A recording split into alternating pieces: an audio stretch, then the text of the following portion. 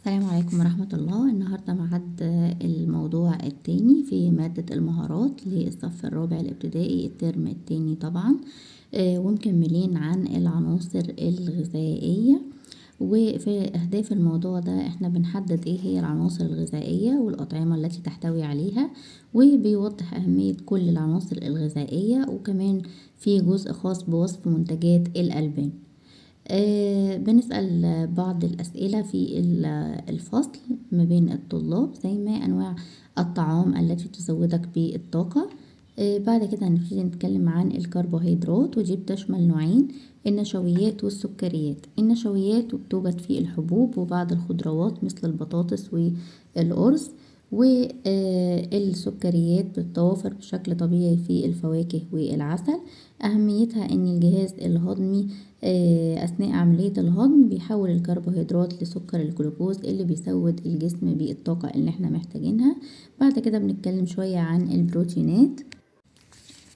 البروتينات بتوجد كمية كبيرة منها في طبعا اللحوم أو الأسماك أو منتجات الألبان والبيض والمكسرات والبقوليات.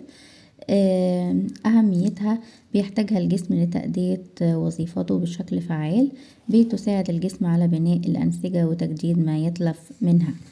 طيب، بالنسبة للألياف، فالألياف بتوجد في الحبوب الكاملة والبقوليات والخضروات والفواكه. أهميتها مهمة لعمليات الهضم، وتساعد على ضبط مستوى السكر في الدم.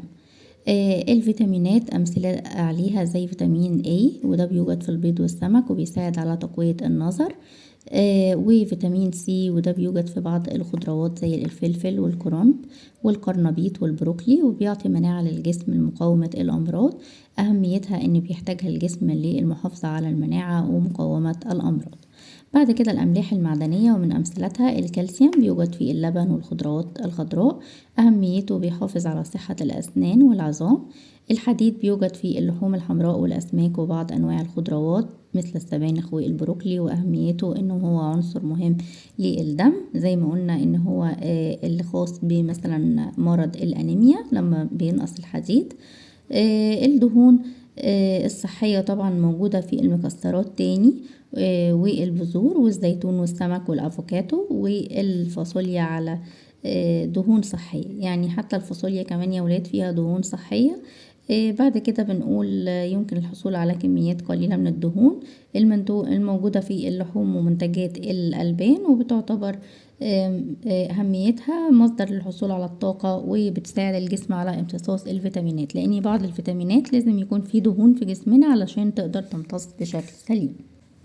بعد كده بيجي دور الماء في جسم الإنسان، وبيقول إن كل ما نأكله وما نشربه تقريبا بيبقى داخل فيه المية، والمية بتشكل 60% من وزن أجسامنا. لو برضو حد فاكر إن هو كان ساعات في بعض الكتب يقول لنا 70%، فهي النسبة متقاربة يا ولاد تقريبا يعني. فبرضو 60% نسبة صحيحة، وأهميته بيساعد الجسم على التخلص من السموم وامتصاص بعض الفيتامينات.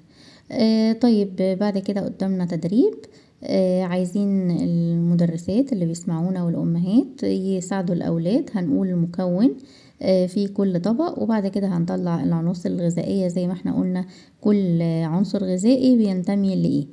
يعني مثلا لو قدامنا طبق زي الطبق سلطة الجبنة ده، فهنقول انه فيه زيتون وفيه خس وفيه طماطم وفيه جبنة، وهنبتدي نقول العناصر الغذائية اللي تبع الحاجات دي، زي ان احنا نقول الكالسيوم والفيتامينات والزيوت اللي موجودة في الزيتون كده. يعني نبتدي نساعد الأولاد في كل طبق. بعد كده بنتكلم على منتجات الألبان وإزاي بنحصل عليها من الأبقار، الأغنام، الماعز، الجاموس. وبنستخدمها في صناعة الأجبان الصفراء والبيضة والسمن الحيواني والزبدة. وبتعتبر صناعة الألبان من أهم الصناعات التي بتعتمد الاعتماد على زيادة الدخل القومي، لأن طبعا الفلاحين بيشتغلوا فيها ويقدروا يطلعوا لنا منتجات ألبان. من غير كده بنحتاج مصانع كبيرة. فبعد كده عمل لنا مقارنة بين اللبن البقري واللبن الجاموسي. اللبن البقري يا ولاد بيحتوي على نسبة منخفضة من الدهون على عكس الجاموسي. قوامه ووزنه خفيف، برضو قوام الجاموسي ووزنه أثقل، سهل في الهضم اللبن البقري، ولكن اللبن الجاموسي بياخد وقت نوعا ما أطول في الهضم. عايزاكم تسألوا الفرق في اللون، هو ما قالهولناش في الكتاب، لكن ماما والمدرسة بتاعتنا يقدروا يساعدونا، والمدرسات اللي سامعيننا ممكن برضو نفهم الولاد اكتر عن الحاجات اللي بيلاقوها حواليهم علشان يبقوا شايفوا الحاجة بعينيهم.